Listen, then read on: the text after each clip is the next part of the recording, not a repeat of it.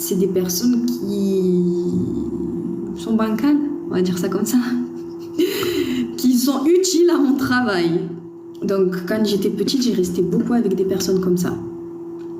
Dans mon entourage, j'ai autant des personnes posées que des personnes qui font des bêtises, vous voyez. Non mais Matt, je sais qu'il y en a, mais je parle de dans ma ville à moi. Moi actuellement, je suis sur Avignon. Saïd, il n'est pas sur Avignon. Et donc pour en revenir, et donc quand je suis devenue avocate, ben, ça allait assez rapidement. La création de ma clientèle, elle s'est faite assez rapidement, puisque c'est le bouche à oreille, les amis, les collègues, les machins, et puis ça leur fait plaisir, et c'est pour ça que j'ai fait Ah non, vous l'avez pas vu, parce que c'est pas sur celui-là.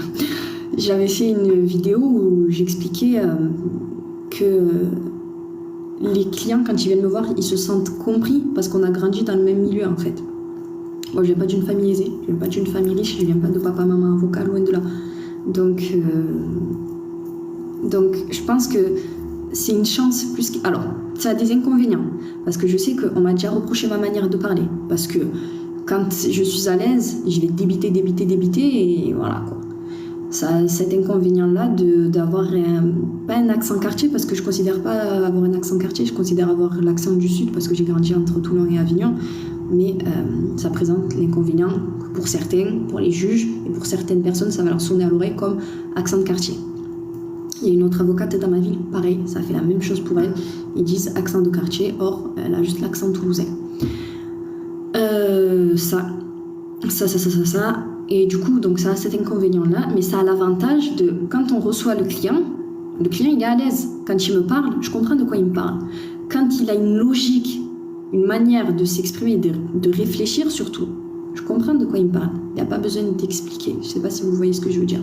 Par exemple, j'ai eu le souci avec un magistrat qui ne comprenait pas pourquoi mon client, il avait accepté de récupérer les sous d'un gars et de les amener à un autre gars. Et en fait, pour moi, ça paraît logique, sans mettre qui que ce soit dans le nous. Ouais. Mais chez nous, mentalité quartier, chez nous, quand on grandit avec une communauté, dans une communauté, pardon. Quand on grandit dans un quartier, dans une communauté ou autre,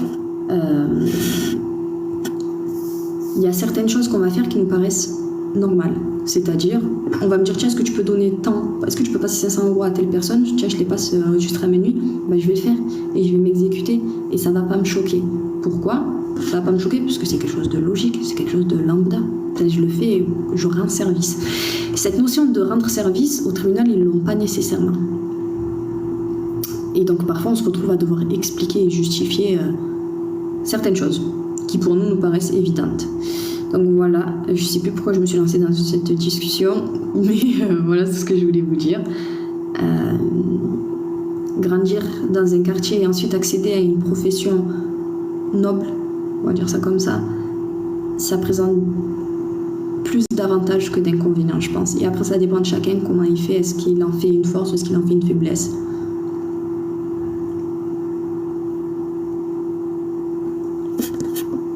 Il y a des personnes qui vont être qui vont être totalement réfractaires en fait à leur côté quartier, alors qu'ils ont grandi comme ça. Moi, je pense que ça fait partie de soi, donc faut le garder en soi. Même quand tu fais un écrit lambda. Alors, par rapport aux clients. Oula, alors, moi demain j'ai un client qui vient me voir et qui me dit je veux tuer ma femme. Ah ça y est, j'en peux plus, elle m'a gavé. Elle m'a gavé, ça y est, j'en ai marre, je veux la tuer. Ce que je dois faire, c'est le convaincre de ne pas la tuer, dans un premier temps. Mais ça, je pense que c'est toute personne qui ferait ça. Ah oui, le téléphone. Je dois tenter de l'en dissuader, en fait, dans un premier temps. La règle, c'est ça. C'est je tente de l'en dissuader, j'en réfère à mon bâtonnier. S'il me dit non, c'est pas, je vais la tuer, etc., j'en réfère à mon bâtonnier. Je lui dis, écoute, bâtonnier, lui là, il va aller éclater, au cas où je coupe d'un coup, en fait, c'est parce que j'ai mon rendez-vous qui est arrivé. Lui là, il va aller tuer sa femme, donc je te le dis, maintenant débrouille-toi. Et moi, partant de là, je suis déchargée. Parce qu'ensuite, c'est le bâtonnier qui ira voir le proc, etc. Si je suis dans le cas où mon client, il vient, il me dit, Sabrina, je te dis la vérité, telle personne, c'est moi qui l'ai tuée. mais je veux pas qu'on plaide coupable. Je veux pas reconnaître les faits. Je veux qu'on plaide l'acquittement.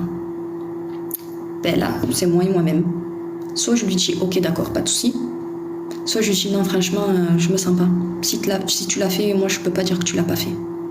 Ça se passe exactement comme ça. C'est l'un des deux, tout simplement.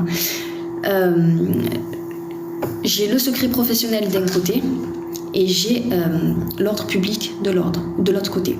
Si par exemple j'en ai un qui me dit Sabrina, je vais venir, je vais faire péter la tour Eiffel, je vais faire un attentat. Vous voyez entre secret professionnel et ordre public où je me situe? Voilà quoi. Bien sûr, Matt, tu peux tout dire à ton avocat. Et en fait, tu es censé faire ça. Moi, avec mes clients, ça marche comme ça et ils le savent très bien. Je viens, je leur dis qu'est-ce que tu as fait? C'est quoi la vraie version? Dis-moi la vérité et ensuite j'adapte. C'est comme ça en fait.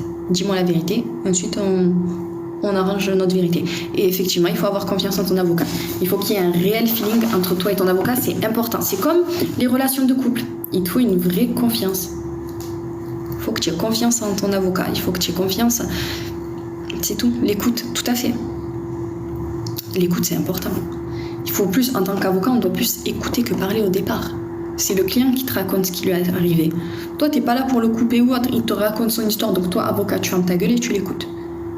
Et ouais, mais si t'as pas la confiance, faut changer d'avocat. Faut changer d'avocat. Et l'avocat, moi, des fois, je le vois, quand il y a des trucs pas nets, je lui dis, tu te fous de ma gueule. Sinon, j'ai dit non, tu l'as fait. Il me dit non.